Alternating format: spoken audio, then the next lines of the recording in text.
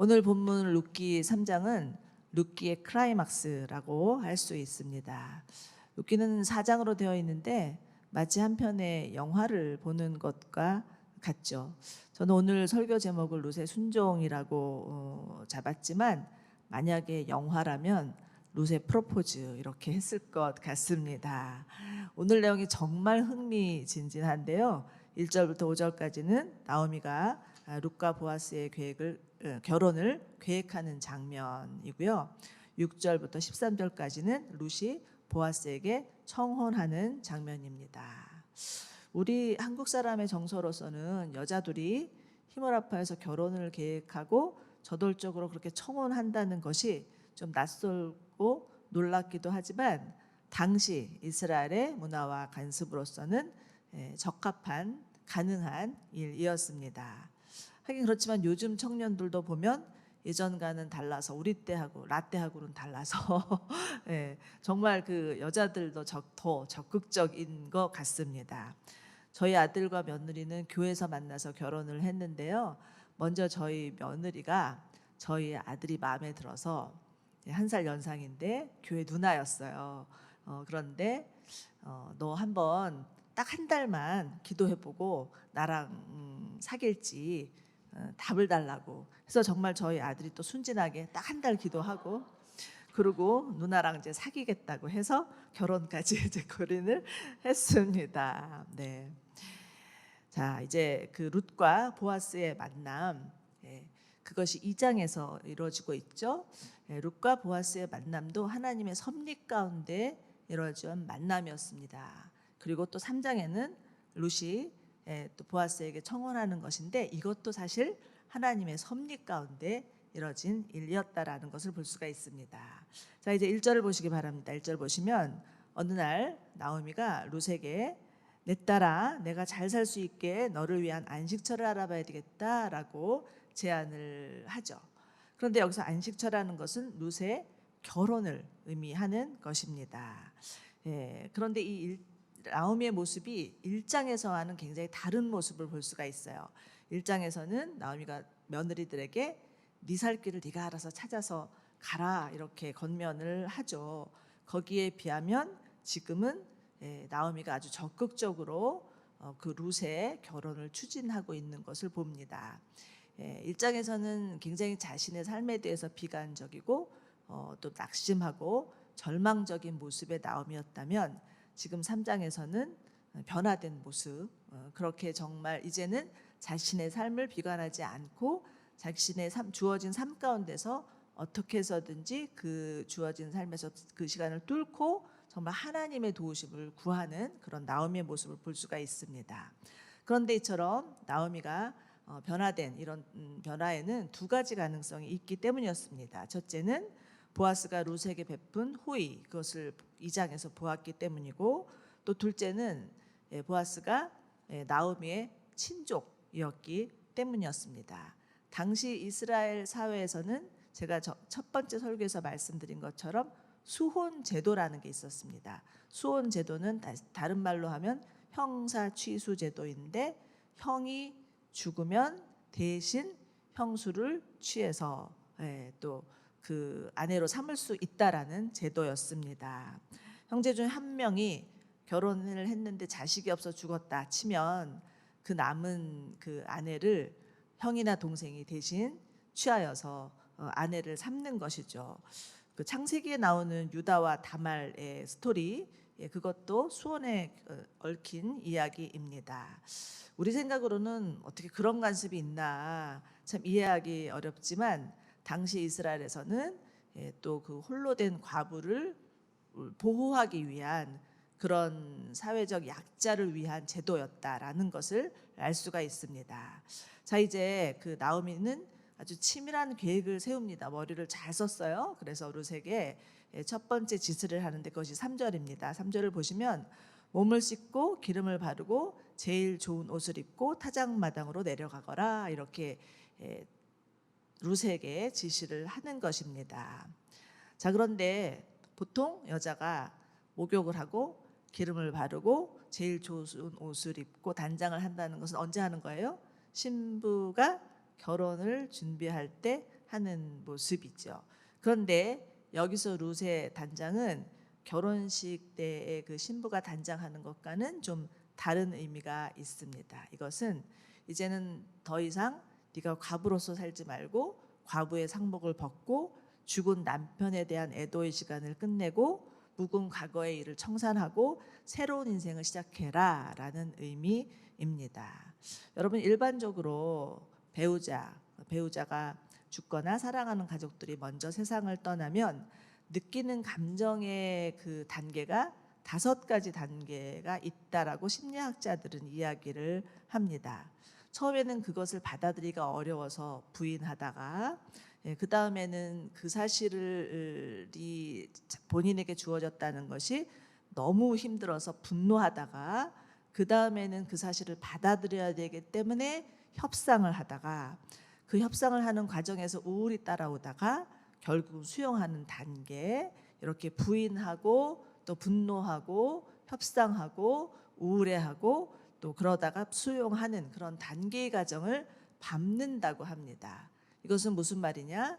그만큼 사랑하는 가족들을 떠나보내는 데는 애도의 기간이 필요하다라는 것을 알려주는 것이죠. 그러나 만약에 시간이 오래 지났음에도 불구하고 여전히 떠나보내지 못하고 있다면 그것은 정서적으로 영적으로 묶여있는 상태다라고 말할 수도 있습니다. 제 친구 중에 하나는 45살이 되었을 때까지 결혼을 하지 않고 있다가 45살이 되어서 결혼을 한 친구가 있습니다. 물론 그럴 수도 있습니다. 요즘은 결혼이 너무 늦어져서 뭐 45이 문제가 아니라 50까지도 또 그냥 싱글로 계시는 분들도 많이 계시니까요. 그런데 이 친구 경우는 언니 오빠들 먼저 다 시집 장가 보내고 나서 어머니가 혼자 계시니까 그 혼자 계신 어머니를 두고 시집 가는 것은 옳지 않다 이렇게 생각을 해서 그 어머니가 돌아가실 때까지 결혼을 하지 못하고 있었다라는 것입니다.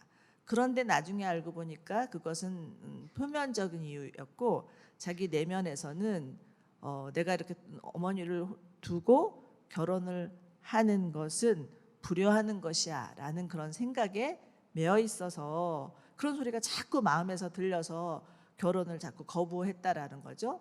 나중에 결혼을 하고 기도하는 가운데 정말 그것은 나에게 자꾸만 들려주는 사단의 속임이었구나 하는 것을 깨달았다. 자기가 얼마나 어머님을 떠나보내지 못하고 어머니를 정말 떠나서 가정을 이루지 못하고 어머니에게 집착하고 어머니에게 의존하고 있었는지를 그제서야 알았다라는 얘기를 하더라고요. 여러분, 우리도 이처럼 생각지도 않게 우리의 지나온 과거나 관계에 묶여 있을 수 있습니다. 앞으로 나가야 되는데 여전히 발목을 붙들고 있는 생각이나 관계들이 있을 수 있다라는 것입니다. 그럴 때 기도하시기 바랍니다. 하나님이 정말 정서적으로 영적으로 묶여 있는 그 묶임을 풀어달라고 기도하시기 바랍니다. 기도할 때 반드시 하나님께서 무엇이 원인인지 무슨 이유인지를 알려주시고 우리를 그 묶임으로부터 자유케 하실 것을 믿습니다. 자, 이제 이 나오미는 2번째 지시를 하는데 2번째 지시는 보아스의 타작마당으로 내려가라 라는 것입니다. 그 당시에 타작마당, 이곳에 대해서 좀 알 필요가 있는데요. 타작마당은 바람이 잘 통하는 언덕에 있었습니다. 이것은 바람을 이용해서 쭉정이는 날아가게 하고 알곡만 거두기 위한 거죠. 그래서 바람이 많이 불면 그 쭉정이들은 휙휙 달아나고 알곡만 남게 하는 곳이 타작마당이었습니다. 그런데 이런 타작은 주로 밤에 이루어졌다고 합니다. 왜냐하면 해질 무렵이면 서쪽에서 불어오는 그 바람 때문에 쭉정이가 잘 날아갈 수 있었기 때문에 주로 밤에 타작을 했다라는 것이죠. 우리가 잘 몰랐던 이스라엘 풍습 아는 거 재미있으시죠? 네, 아멘. 그래서 그러고 나면 이제 그 주인은 그 타작이 잘 이루어질 수 있도록 일꾼들을 막 독려하면서 밤새도록 먹을 것과 마실 것을 준비했다가 잘 먹이고 그러면서 일꾼들이 그 타작을 마칠 수 있도록 돕는 역할을 했다라는 것입니다. 바로 지금 이 룻기 3장에 나오는 그 상황이 바로 그런 상황입니다. 보리 추수기였고요. 보아스는 그 일꾼들을 독려해서 타작을 잘할 수 있도록 밤새도록 일꾼들과 함께 먹고 마시는 그런 시간을 보냈다라는 거죠. 때는 바야흐로 보리 추수기였습니다. 저희 그 유대인들은 룻기를 이 오순절 때 있는데요. 이 오순절이 절기상으로 보면 보리 추수기였기 때문이라는 것입니다. 바로 요때입니다. 그래서 저희가 지금 요때에 룻기를 또 묵상하고 함께 보는 것이 참 정말 너무 귀한 시간인 것 같습니다. 자, 이래서 나오미는 이 시기야말로 룻이 보아스에게 프로포즈하기에는 가장 적합한 시기다 이렇게 생각을 했습니다. 자, 4절 보십시오. 4절을 보시면 이런 구절이 있죠. 보아스가 타작 마당에서 먹고 마실 때까지 기다렸다가 보아스가 어딘가 누우면 그 눕는 곳을 알아두었다가 그 발치 이불을 들추고 누우라 이렇게 말을 하고 있습니다. 이것 또한 참 우리 문화와 정서적으로는 이해하기가 좀 힘들죠. 아니 여자가 어떻게 남자가 누운 곳에 들어가서 발치이불에 들어가서 누우라는 건가 싶은 마음이 있으나 이것도 이스라엘 풍습 가운데에는 여자가 남자에게 청혼하는 그런 청혼의 방식이었습니다. 뭐 터무니없는 그런 행동이 아니었다라는 것입니다. 이스라엘 사회에서는 자식이 없어서 남편이 죽으면 그 후사가 끊어진 경우 그 과부를 돌보기 위한 수혼 제도도 있었지만 더 중요한 제도는 고엘 제도라는 것이 있었습니다. 왜냐하면 남자가 없으면은 그 하나님이 주신 기업, 그 기업을 이어갈 사람이 없기 때문에 대신 그 남편의 형제 중에 친족 중에서 남편을 얻게 되면 대신 그 기업을 여전히 계속 이어갈 수 있는 기업 무르기의 개념이 있었는데 그것이 바로 고엘이라는 것입니다. 신명기 25장 5절 6절을 보면 그것이 잘 나와 있는데요. 저희 한번 같이 읽어보도록 하겠습니다. 신명기 25장 5에서 6절입니다. 시작. 형제들이 함께 살다가 하나가 아들 없이 죽었으면 죽은 이의 과부는 나가서 다른 사람과 결혼하지 말라. 그 남편의 형제가 그녀를 데려가 결혼해 형제로서의 의무를 다하여라. 그녀가 첫 아들을 낳으면 죽은 형제의 대를 잇게 해 그 이름이 이스라엘에서 지워지지 않게 하라. 바로 이것이 고엘 제도였습니다. 고엘이라는 뜻은 되찾다, 또 무르다, 구속하다라는 뜻이죠. 각 가정에 대를 이어갈 수 있도록 하나님이 주신 기업이 끊어지지 않도록 그렇게 한 것이 고엘 제도였습니다. 그래서 나오미가 지금 자신의 친족인 보아스에게 그 고엘의 의무를 다하도록 요구하는 것은 그냥 어떤 한 여인이 자신의 그런 궁여지책으로 살 길을 채비한 것이 아니라 하나님의 말씀에 근거한 일이었다. 마땅히 자신들의 권리를 찾고자 하는 정당한 요구였다라는 것을 알 수가 있습니다. 그러나 그렇지만 그것이 이방 여인인 룻에게도 적용되는 제도는 아니었습니다. 지금 나오미가 정말 룻을 위해서 이렇게 시도를 하는 것은 룻을 향한 하나님의 계획이 분명히 있을 것이다라는 남다른 촉이 나오미에게 있었던 것 같아요. 왜요? 룻은 자신이 고향도 버리고 자신이 믿었던 신도 떠나서 이제는 하나님을 믿겠다, 그리고 어머니를 돌보겠다라는 결심을 하고 따라 나선 그런 하나님을 믿는 이방 여인이었기 때문이라는 거죠. 그래서 정말 하나님이 이렇게 귀한 며느리를 그냥 두실 리가 없다. 분명히 하나님께서 또 행하시고 가지고 계시는 계획이 있을 것이다 라는 그런 생각을 했다라는 거죠. 여러분, 시어머니가 이런 생각을 한다는 것은 정말 대단한 거 아니겠습니까? 우리도 이런 어머니 되시기를 바랍니다. 그래서 정말 이렇게 또 나오미가 룻에게 제안을 하는데 5절과 6절을 보면 룻의 반응 또한 새롭습니다. 5절과 6절 같이 한번 읽어보도록 하죠. 5절 6절이요. 시작. 룻이 대답하였습니다. 어머니가 시키는 것이라면 하겠습니다. 그리하여 그녀는 타작마당으로 내려가 시어머니가 말해준 대로 했습니다. 이 모습 또한 1장과 2절에서 1장에서 그 룻의 모습과는 다릅니다. 1장에서는 시어머니가 이제 너는 네 고향으로 돌아가라. 이렇게 얘기를 해도 그 말 듣지 않았습니다. 그리고 따라왔죠. 2장에서는 또 어머니하고 별로 의논하지 않고 그리고 그 이삭을 죽기 위해서 찾아 나가죠. 그런 모습이었는데 지금 이 3장에서는 나오미에게 뭐라고 얘기하냐면 어머니가 시키는 대로 다 하겠습니다라고 얘기를 하고 있다라는 것입니다.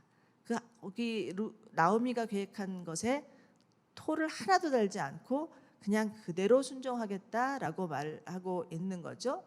이럴 수도 있잖아요, 루시. 나 정말 자존심 상해서 못하겠어요. 사람들이 보면 어떡해요. 그렇게 얘기할 수도 있는데 아무 말 하지 않고 즉각 순종한 룻의 모습을 볼 수가 있습니다. 우리는 이러한 룻의 모습을 통해서 정말 순종이란 무엇인가라는 것을 좀 살펴보기를 원합니다. 첫 번째 순종은 믿음에서 출발한다는 것입니다. 자, 보십시오. 룻은 지금 보아스가 그 말을 정말 들어줄 것인지, 동네 사람들에게 들키지 않고 잘 그 거사를 칠 수 있을 것인지, 그러다가 수치를 당하지는 않을 것인지, 그런 충분히 고민할 수 있는 상황임에도 불구하고 그렇게 하지 않았습니다. 왜요? 룻이 정말 나오미가 시키는 대로, 어머니가 시키는 대로 하겠습니다라고 말했던 것은 나오미에 대한 존경과 신뢰, 그리고 무엇보다 하나님에 대한 신뢰, 하나님에 대한 믿음이 있었다라는 것입니다. 여러분, 순종은요, 상대방에 대한 믿음이 없이는 불가능합니다. 그런데 성경에는 정말 이런 순종의 사람들, 그런 사람들의 이야기로 가득한 것이 성경이죠. 히브리서 11장을 보면 믿음장이라고 하는데, 히브리서 11장에는 얼마나 많은 사람들이 믿음으로 행동했는지에 대해서 나오고 있습니다.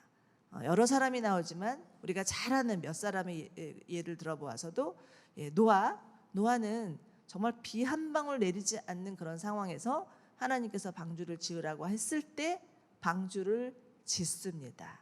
아마 주변 사람들은 미쳤다고 얘기했을 거예요. 그러나 본인도 한 번도 경험해 보지 못하고 정말 어떻게 방주를 지어야 될지도 알지 못하는 상황 가운데 노아가 방주를 지을 수 있었던 것은, 창세기 11장을 보면 노아는 하나님의 말씀을 그대로 따라 행하였더라 라고 되어 있습니다. 왜요? 노아는 하나님의 말씀을 철저히 믿었기 때문이었습니다. 또 여러분, 우리가 잘 아는 아브라함은 어떻습니까? 아브라함은 100세 낳은 아들 이삭을 하나님께서 바치라고 하실 때 아무 소리 안 하고 모리아 산으로 올라가죠. 어떻게 그럴 수가 있었을까라는 의문을 갖습니다. 그러나 히브리서 11장을 보면 믿음으로 아브라함은 시험을 받을 때 이삭을 바쳤습니다 라는 구절이 있고요. 또 아브라함은 하나님께서 죽은 사람도 살리실 수 있다고 생각했습니다 라고 되어 있습니다. 아브라함의 믿음은 어떤 믿음이었습니까?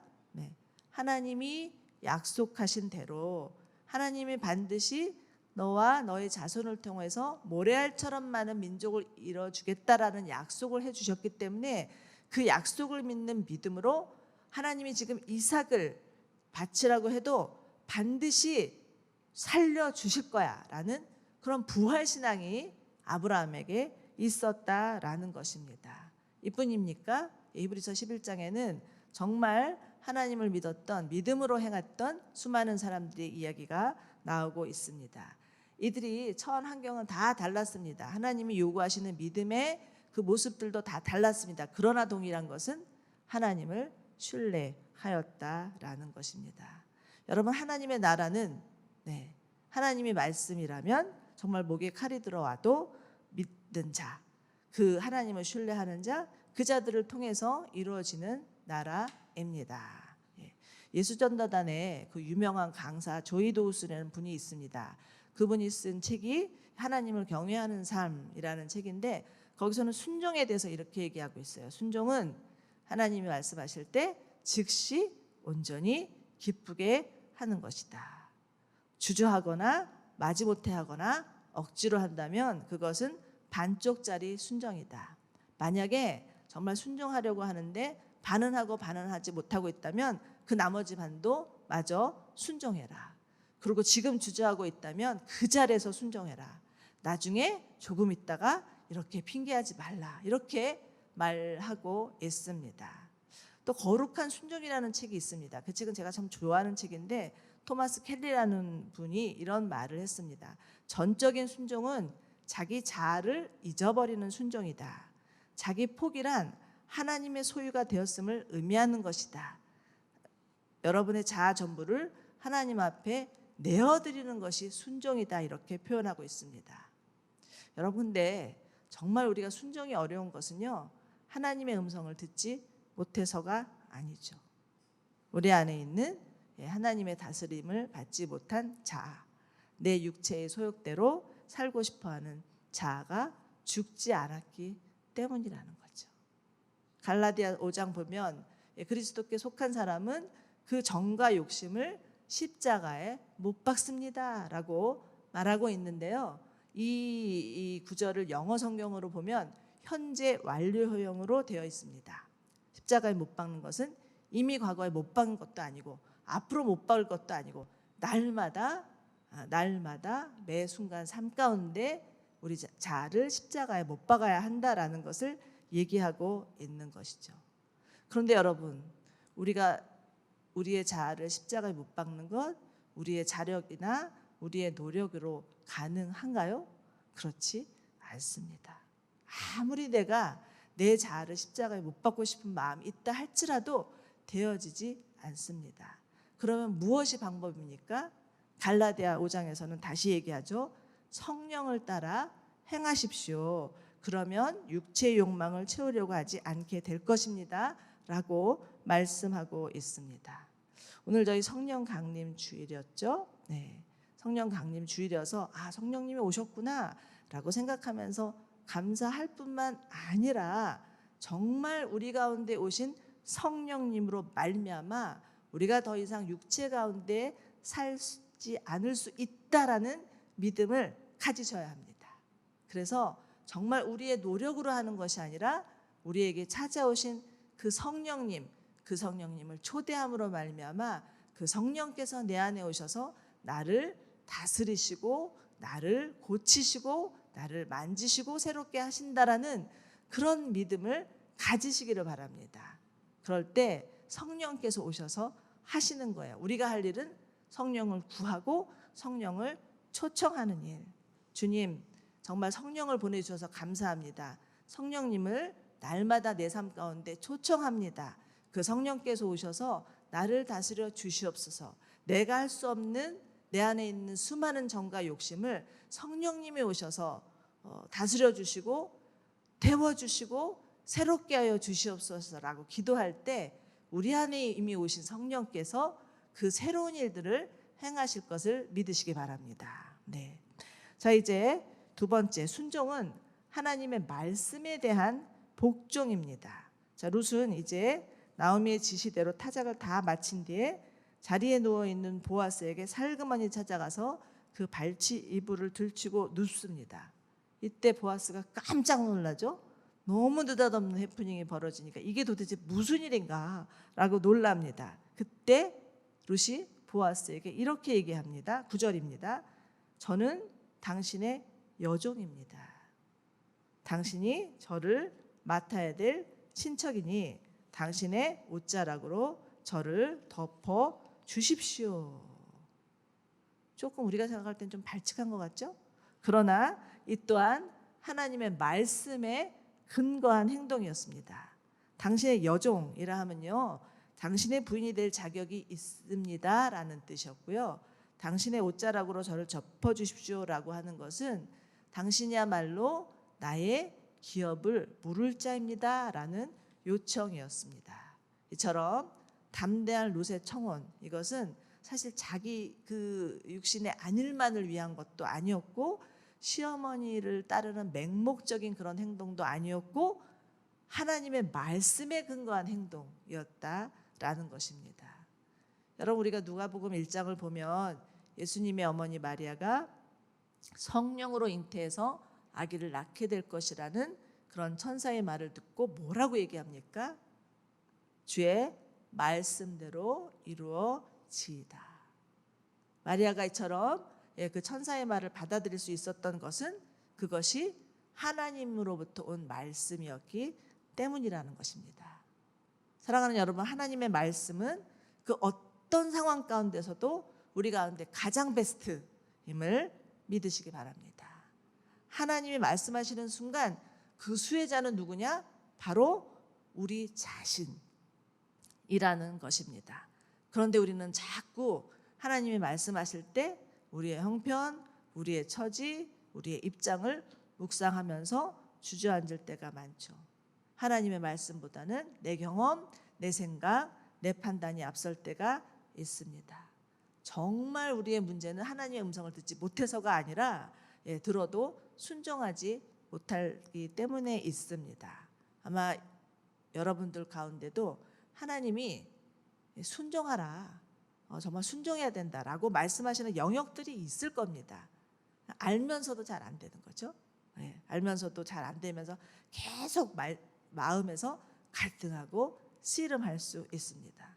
저도 사실은 하나님이 지금 저에게 어떤 관계가 하나 있어요. 제 친한 친구였는데 손을 먼저 내밀고 화해하라고 청하는데 하기 싫어가지고 차일피일 미루고 있는 대상이 있습니다. 친구 하나 있는데 아무래도 오늘 말씀 이렇게 전했기 때문에 순종해야 될 것 같습니다. 한 번은 제가 화해의 손짓을 내밀었다가 거절당한 적이 있어요. 그러니까 못하겠는 거예요. 그런데 하나님이 다시 말씀하시는 거예요. 여러분, 하나님이 말씀하시면 그것이 우리 가운데 가장 베스트다. 그리고 그 수혜자는 바로 누구요?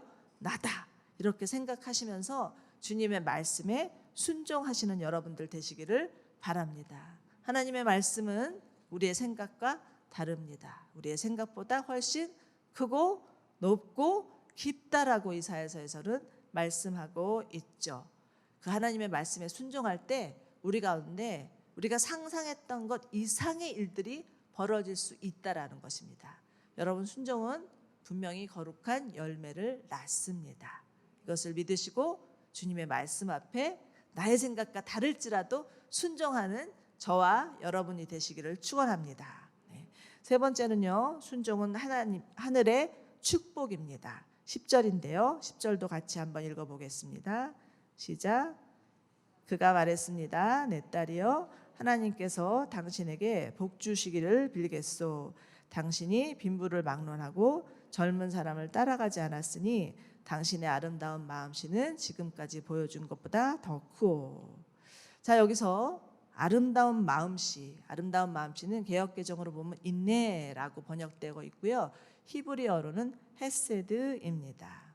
아마도 이 룻과 보아스의 나이는 나이차가 상당히 났던 것 같습니다. 그래서 보아스는 설마 룻이 자기에게 청혼하리라는 생각은 꿈에도 못했던 것 같습니다. 알고 보니까 보아스가 룻을 구제한 것이 아니라 룻이 지금 보아스를 구제하고 있는 거죠. 그러나 여러분, 이 룻의 청혼은요, 어떤 그 시어머니나 그 또 자기 자신을 위해서 그런 생각에서 한 것이 아니었다라는 것입니다. 가문을 위해서, 정말 이 믿음의 가문을 잇기 위해서 하나님이 주신 기업을 잇기 위한 아주 희생적이고 이타적인 마음에서 비롯된 청혼이었다라는 것입니다. 자, 여러분, 이제 룻이 시어머니의 말에 순종하고 하나님의 말씀에 순종했더니 룻의 진짜 인생이 보이기 시작했습니다. 여러분, 룻의 진짜 인생은 무엇입니까? 룻의 진짜 인생은 예수님의 조상이 되는 것이었습니다. 만약에 룻이 순종하지 않았더라면 룻은 그저 불쌍한 과부 이방 여인으로 그 인생을 마감했을 것입니다. 그러나 하나님의 말씀에 순종하였더니 하나님의 놀라운 구속사의 한 페이지를 장식하게 되었다라는 것입니다. 당시 시대는 어떤 시대였습니까? 이스라엘의 종교 지도자들마저도 타락한 사사시대, 자기 소견에 옳은 대로 행하는 사사시대였습니다. 그러나 이름 없는 한 이방 여인이 하나님의 말씀에 순종하였더니 그것으로 인하여서 예수님이 이 세상에 오시게 되는 통로가 되었다라는 것은 정말 생각지도 못한 놀라운 축복이었다라는 것입니다. 사랑하는 여러분, 지금의 시대는 어떤 시대입니까? 탈권위 시대라고 하죠. 부모의 권위도, 지도자의 권위도, 하나님의 권위도 다 무너져버린 시대입니다. 이런 시대 가운데 순종하라, 순종해야 된다 이렇게 얘기하는 것은 때로는 말하는 사람도 부담스러울 때가 있을 정도의 시대입니다. 그러나 하나님은 여전히 우리에게 지금도 동일하게 순종이 제사보다 낫다라고 말씀하고 계심을 기억하시기 바랍니다. 그리고 진짜 순종할 때 뭐가 보여요? 여러분의 진짜 인생이 보인다. 나도 아직 몰라요. 내 인생이 어떤 인생인지. 하나님이 설정하신 인생이 있습니다.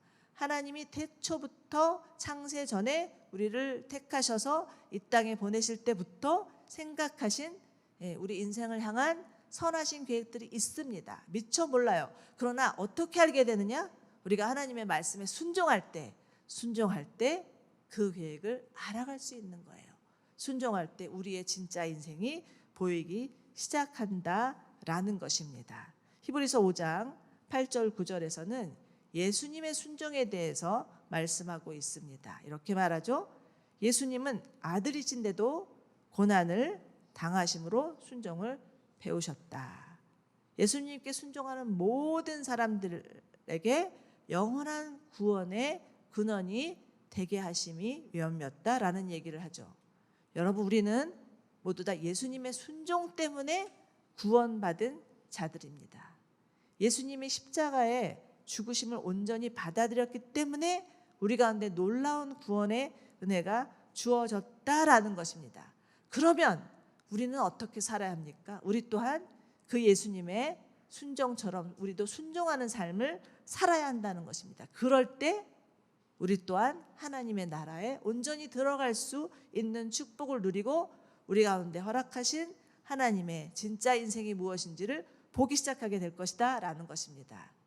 정말 바라기는 저는 여기 이 자리에 있는 모든 분들이, 그리고 이 영상을 통해서 보는 모든 분들이, 성도님들이 정말 하나님의 말씀이기 때문에 그 말씀의 순종함으로 말미암아 우리 가운데 예비하신 진짜 인생을 볼 수 있는 축복이 모두 가운데 있기를 간절히 축원합니다. 자, 룻이 이처럼 순종했더니 그 다음에 그 보아스의 반응은 무엇입니까? 11절부터 13절을 보시면 이제 내가 당신이 요구하는 것이 무엇인지 다 들어주겠습니다. 당신이 정숙한 여인이라는 것은 우리가 다 알고 있습니다. 허나 내가 정말 당신의 그 요구를 들어줄 수 있는 가까운 친척이기는 하지만 더 가까운 친척 하나 있으니까 그 사람한테 물어보고 내일 답변해 주겠습니다라고 얘기하고 있죠. 정말 우리가 생각하는 것하고는 다른 그런 믿음의 모습들이 룻에게도 나오미에게도 또 보아스에게도 보이는 것을 볼 수가 있습니다. 이것을 보면서 정말 우리가 따라가야 될 믿음의 본이 되시는 분들이구나라는 생각을 하게 됩니다. 사도 바울은 나를 본받으십시오라고 얘기하죠.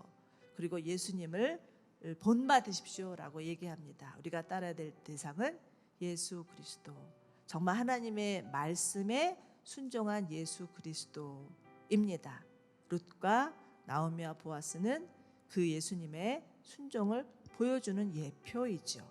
그래서 정말 예수님이 이 땅에서 어떻게 사셨는지 가장 중요한 키는 순종이었습니다. 예수님의 순종이 없었더라면 아까도 말씀드렸지만 우리 가운데 구원은 없었다라는 것입니다. 자, 이제 그 예수님의 순종을 본받아서 우리 또한 하나님의 말씀에 순종하는 자, 그래서 그 순종으로 하나님 나라를 온전히 이루어가는 자, 그래서 우리 진짜 인생을 볼 수 있는 자 되시기를 주님의 이름으로 축원합니다.